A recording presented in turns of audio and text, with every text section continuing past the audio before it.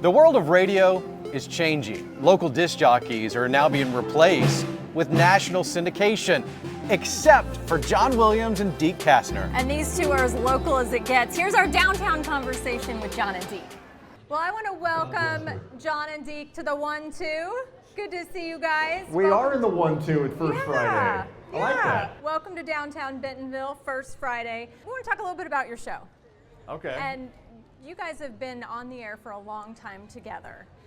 You both came to this area all thanks to Razorback Sports. Yeah. Tell us a little bit about your backstory and then how you met.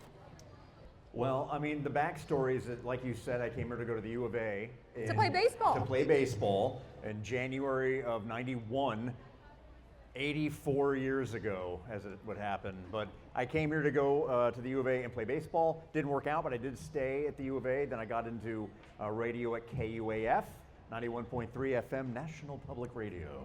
And ended up then getting into like commercial radio, and then got a morning show, and they couldn't kick me out since. So it's been 30 years for me. I met Deek in 1995. He was a part-timer when I was doing morning radio, and he rocketed. It was obvious how funny and talented and ambitious he was, and I don't think it took you a year to go from part-time to getting your own show. I also came up here for sports. I came up here to watch basketball, and I went to school. I enrolled, but I never went. And I had a .75 GPA average, and they say that's not good. But I got to go to 2 national championships, and that was the goal. So goal achieved. Came up here to the University of Arkansas from Hot Springs to go to school, to watch basketball, and I watched every game. And I did it. Now I hear you do an amazing Robin Leach impression, and that's really from way how back you in the two day. met. Yeah. So you heard the impression, you said, who's this guy? I was driving in. I seriously was in my car. I heard that, and I go, I didn't know what it was. I didn't know if it was like a national spot or what it was. And it turns out I get in there and I start talking to our program director. He goes, oh yeah, that was the kid we got doing part-time. He did a Robin Lee. You like that?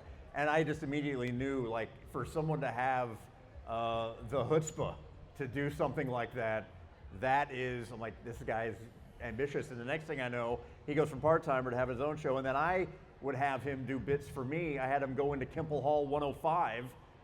For all the people from the Lemke School know that. And I go, do what you're gonna do. And he just improv'd. He completely improv'd. He goes in there, he makes the entire school, the entire classroom call the hogs in midterms. And so he was great at improv, and that's when I knew that, I mean, he had the lasting power, and he's gonna have a career in radio, and look at us now. It's been 18 years that we've had a show together, and we've worked together, known each other for almost 30. So yeah. This is a town that understands being entrepreneurs. We understand innovating and doing things a little differently. You do that on your show. You don't play, top 40 radio. Right. Tell us, how did you figure out your niche in radio? Well, we've been doing it for so long that we knew that the way that the radio business was going through the corporate style, and the fact that local presence on air was shrinking, we had to come up with a new business model. And the way we do it is the Loyal and Royal Army.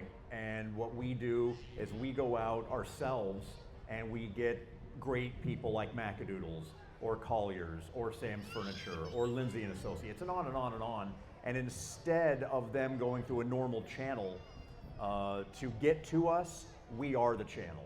And now you say we sound like Northwest Arkansas. That's what we listen to. We all have playlists that have all kinds of music. There's actually a couple of, on Spotify, there's a couple of tribute playlists where a couple of listeners have made their own Jon and Deek, Radio Jon Deek playlist. You guys have worked together for a long time. Longer than a lot of relationships make it, whether it's in business or personal relationships. What's the secret to making it work? We've only had like 2 fights. Not even really, right? Yeah. If 2. And the key is I ignore him on the weekends. He'll talk to me and I'll be like, yeah, bro, I see you Monday. You used to be able to ignore me on the weekends, but now you can't. Now I have to go to all the Razorback stuff with him. But the key is he lets me be me, I let him be him. I mean, that's the key to marriage too. Let your partner be themselves and you'll be fine. And I am more than allowed to be myself on our show and what I want to do. And I'll say that what he is great at, he is way better than I am. I've been playing music for 30 years and I know the formats, but I don't know as much as Deek does. And he has big market experience in programming, in alternative music, adult alternative music, and that is absolutely a strength, and I just completely let him do it. Why would I even meddle? My passion is what we can do as far as our partners, incorporating them into our material, handling the sales side of it, and Deek does all the music. He does the vast majority of the show prep. You say show prep, but I want to be clear because I've been in your studio. This is not scripted. Deek, you've said some things on the radio that I'm driving down the street and oh my gosh, I can't believe you just said that. That's hilarious. Thank you. It's not scripted. This is just two guys, microphones, awesome music, and talking about your lives and your community, sports. Yeah. I would say the show prep is, what did we do today? We did something where he's like, oh yeah, I got this coming up, and I go, let's go. And we don't prep it up, or if we'll have you on the air, you'll start telling a story like that. Don't talk, we'll do it on the air. We don't want to hear it. Our show is very similar to Pardon the Interruption on ESPN. And the reason why it's so similar is because in real life, Michael Wilbon and Tony Kornheiser are best friends. They have worked together going back to the Washington Post since the 80s. So it's the analogy they've made. They said people go to Wimbledon and go, how did they get this place so green? And they go, well, you start with 5,000 years of rain. And that's what we are. We're 5,000 years of rain, because you cannot make up what we have been now for decades. So I like to put everyone on the spot for the final question, and I'll tell you, it took me a while because I really wanted to find a question that made you think. Okay. Oh boy. If you had to choose a song to play every time you enter a room, what would Monkey it be? Wrench by the Foo Fighters. Yeah, all right. See? Boom. We've already right, thought Jon. about this. I got his too. You want me to give you yours? I want to hear. Yeah. The Scorpions, the Zoo. That's right. Well, okay. Oh, that's when if he has a walk-up song. Yeah. When you enter Okay. a room. Yeah. When you enter a room. He's right. Dirty Laundry. There you go. Just the slow intro of it, and my appreciation for what the song is about. Yeah, I would say Don Henley, Dirty Laundry. Totally.